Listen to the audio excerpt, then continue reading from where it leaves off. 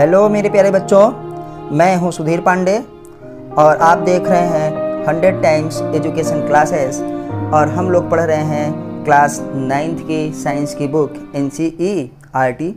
और ये NCERT जो है उत्तर प्रदेश सरकार के लिए है बेटा सब कुछ वही, बस ये क्या है थोड़ा कम पैसे में मिलती है। बाकी सारा का सारा मैटर किसका है?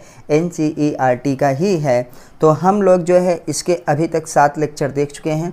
आज हम देखेंगे इसका 8वां लेक्चर और आपको पता चलेगा कि कैसे हम पढ़ते हैं NCERT या हमको कैसे पढ़नी चाहिए NCERT, क्योंकि हमारा पूरा का पूरा सिलेबस NCERT का ही है। बाकी आपको कोई भी NCERT बेस्ड बुक पढ़ने की ज़रूरत नहीं है, सब कुछ NCERT ही है। तो आइए देखते हैं बेटा, है सब कुछ वही। देखिए यहाँ पे भी लिखा है राष्ट्रीय शैक्षिक अनुसंधान और क्या प्रशिक्षण परिषद नई दिल्ली, और ये उत्तर प्रदेश सरकार के लिए है। तो 7 लेक्चर में हम लोग बेटा देख चुके हैं, क्या क्या देख चुके हैं आइए आपको बताते हैं। कि हमारे पास मैटर इन आवर सराउंडिंग, ये पहला चैप्टर है। तो इसमें हम देख चुके हैं कि आखिर मैटर क्या होता है, जो पदार्थ के कण होते हैं उनके गुण क्या होते हैं। हम लोग बेटा ये भी देख चुके हैं कि पदार्थ के कण एक दूसरे को आकर्षित करते हैं। हम लोग यहाँ भी देख चुके हैं कि पदार्थ के कणों के बीच रिक्त स्थान होता है। पदार्थ के कण निरंतर गति करते रहते हैं और पदार्थ के कण बहुत ही छोटे रहते हैं। हम लोग बेटा इसमें आइए देखिए पदार्थ की अवस्थाओं को देख चुके हैं। हम लोग पदार्थ की अवस्थाओं के बाद ठोस अवस्था, जिसमें द्रव्य अवस्था और क्या है गैसीय अवस्था को देख चुके हैं। फिर हम लोग बेटा ये भी देख चुके हैं कि क्या होता है हमारे पास CNG, क्या होता है हमारे पास LPG liquid petroleum gas, CNG compressed natural gas, ये सब। और आगे देख चुके हैं बेटा यहाँ पे हमारे पास देखिए क्या पदार्थ अपनी अवस्था को बदल सकता है। हाँ बदल सकता है, ताप और दाब में परिवर्तन करके। तो पहला हम देखे हैं तापमान परिवर्तन का क्या प्रभाव होता है बेटा। हम लोग फिर देख चुके हैं बेटा यहाँ पे कि दाब परिवर्तन का प्रभाव देख चुके हैं। हम लोग ये भी अपना देख चुके हैं कि कैसे ठोस द्रव में, द्रव से फिर गैस में, और कैसे गैस से द्रव में फिर ठोस में, या ठोस कैसे सीधे गैस में और गैस से किसे ठोस में बदलता है। हम लोग ये भी देख चुके हैं बेटा क्या होता है वाष्पीकरण। तो उसमें हम नोट्स बना करके आपको हाथ से लिख के दे रहे थे। हम आज पढ़ेंगे बेटा कि वाष्पीकरण को जो प्रभावित करने वाले कारक हैं उनको भी हम लोग देख चुके थे नोट्स बना करके ही।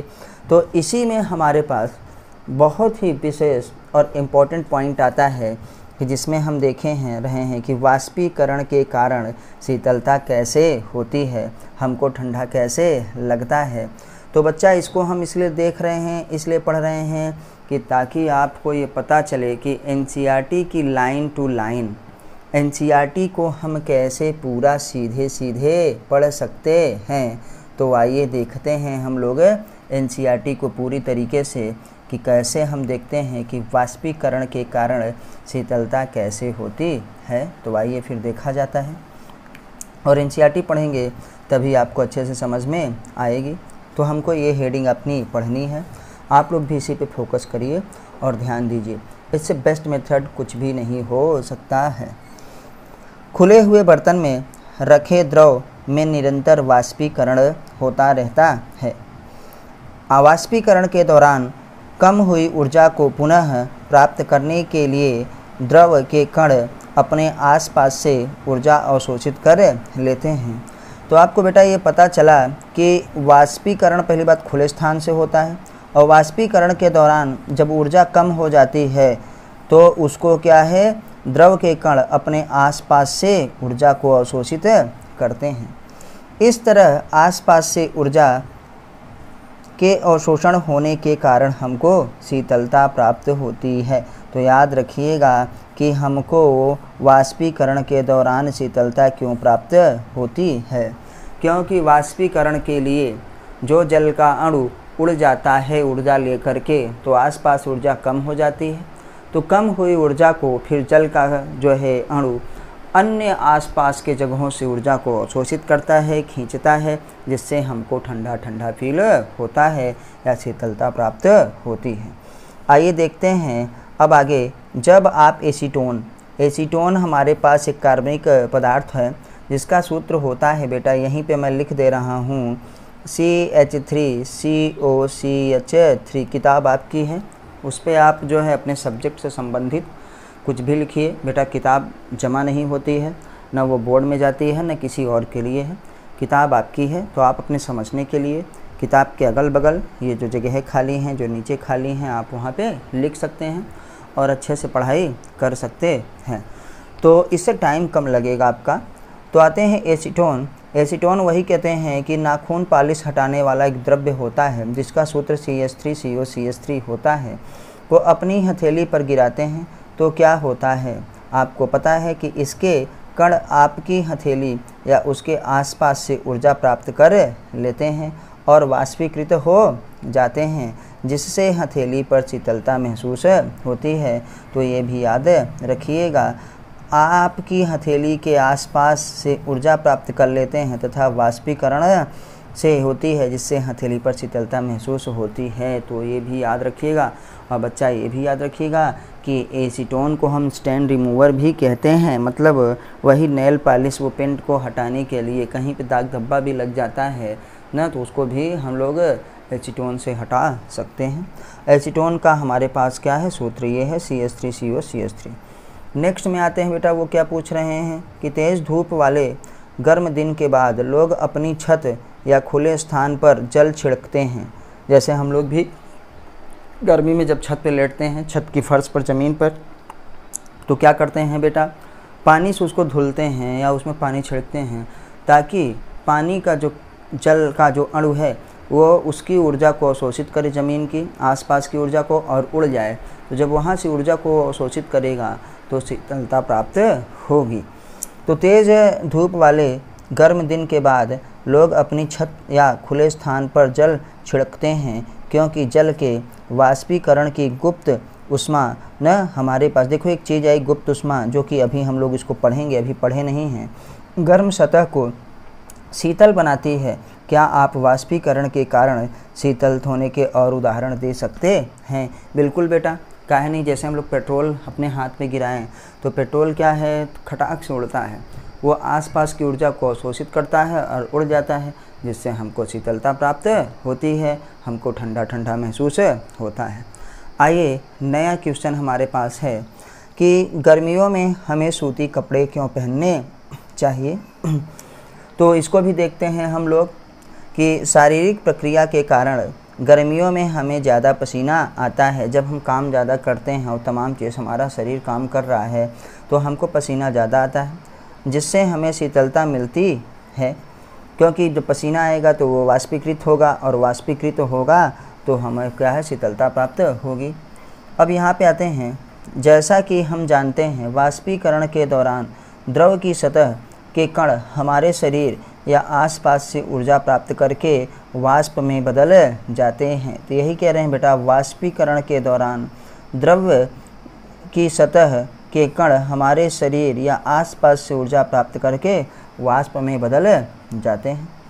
वाष्पीकरण की प्रसुप्त ऊष्मा के बराबर, ये वाष्पीकरण की प्रसुप्त ऊष्मा भी आपको अभी बतानी है, लेटेंट हीट ऑफ इवापोरेशन जिसे हम कहते हैं। तो प्रसुप्त ऊष्मा, इसी को लेटेंट हीट ऑफ हम लोग क्या कहते हैं बेटा, इवापोरेशन। इवापोरेशन को ही गुप्त ऊष्मा या प्रसुप्त ऊष्मा कहते हैं। लेटेंट हीट को ही हम गुप्त ऊष्मा या प्रसुप्त ऊष्मा कहते हैं, दोनों एक ही चीज़ हुई। के बराबर ऊष्मीय ऊर्जा हमारे शरीर से अवशोषित हो जाती है, जिससे शरीर शीतल हो जाता है। चूँकि सूती कपड़ों में जल का अवशोषण अधिक होता है, ये भी याद रखिएगा।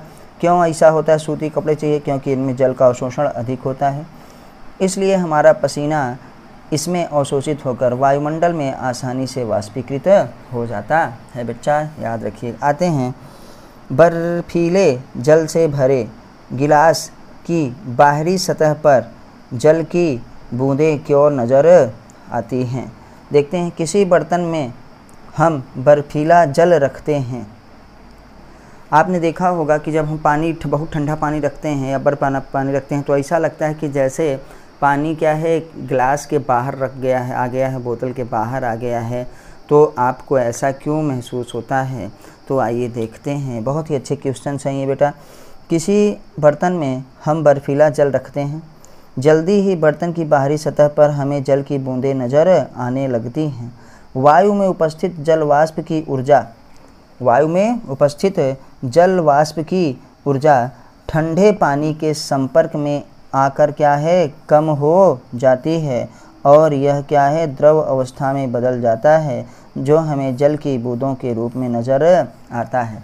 अर्थात बेटा ये पानी अंदर से नहीं आता, बोतल के अंदर से नहीं आता, ग्लास के अंदर से नहीं आता, ये ग्लास के बाहर जो हमारे पास जो वायु है ना, वायु में उपस्थित, याद रखिएगा, जो वायु कहाँ, गिलास या बर्तन के बाहर है, उपस्थित जल वाष्प की ऊर्जा ठंडे पानी के संपर्क में आने पर कम हो जाती है और यह क्या है, द्रव अवस्था में बदल जाती है और हमें जल की बूंदों के रूप में नज़र आता है। बोस-आइंस्टीन कंडेंसेशन के बारे में तो हम लोगों ने पढ़ा ही है कि बेटा हमारे पास द्रव्य की दो अन्य अवस्थाएं भी हैं, जिसका नाम है प्लाज्मा, जिसका नाम है बोस-आइंस्टीन कंडेंसेशन। BEC जिसे भी कहा जाता है बोस-आइंस्टीन कंडेंसेशन, यहाँ पे देखिए BEC बोस-आइंस्टीन कंडेंसेशन। इन लोगों को नोबेल प्राइज़ भी मिला था इसी के लिए, क्योंकि इन्होंने द्रव्य की 5वीं अवस्था के बारे में जानकारी दी थी। तो हम लोगों ने अभी इसको देखा और अब हम लोग देखेंगे अपने नेक्स्ट वीडियो में कि आपने क्या सीखा है। तो ये आपको बहुत ही ज़रूरी है। हम अब जो है आगे पढ़ेंगे लेटेंट हीट, गुप्त ऊष्मा। बेटा आप NCERT ज़रूर पढ़िए और NCERT को फॉलो करते रहिए, तभी आपका सिलेक्शन हर जगह पे होगा। आप डॉक्टर बनना चाहते हैं, आपने डिसाइड किया होगा 9th में ना, आप इंजीनियर बनना चाहते हैं, आप मेडिकल में जाना चाहते हैं, तो आपको जो है किसी भी तरीके की, आप IAS PCS बनना चाहते हैं तो NCERT पढ़ना ही पड़ेगा। ये है 100% NCERT, बस ये है उत्तर प्रदेश सरकार के लिए, बाकी उसमें और इसमें कोई अंतर नहीं, बस थोड़ा सा पैसे का ना अंतर है, क्योंकि ये सस्ती मिलती है। अब तो मिलना बंद हो गई है, क्योंकि आपको वही वाली पढ़नी रहती है। तो NCERT पढ़िए, NCERT बेस्ड बिल्कुल मत पढ़िए। फिर मिलते हैं अगली वीडियो पे। आप हमको ज़रूर बताइए कि ये वीडियो आपको कैसा लगा। वीडियो को अपने दोस्तों के साथ शेयर करिए और जो है चैनल को सब्सक्राइब करवाइए। फिर मिलते हैं अगली वीडियो पे, तब तक नमस्ते, जय हिंद, जय भारत।